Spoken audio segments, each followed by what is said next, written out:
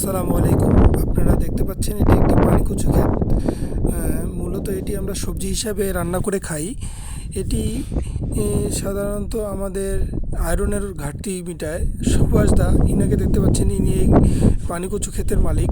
তিনি 25 শতাংশ জমিতে পানিকচু ক্ষেত লাগাইছেন এবং পাশে আরেকটি লাগাইছেন। এটা তিনি পানিকচু বিক্রি করা শেষ হলে আরেকটি তার প্রস্তুত হয়ে যাবে।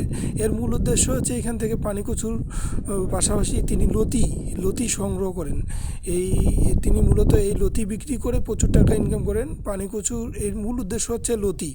তিনি আজকে প্রায় 40 কেজি লতি সংগ্রহ করছেন, যার বাজার মূল্য প্রতি কেজি 40 টাকা করে।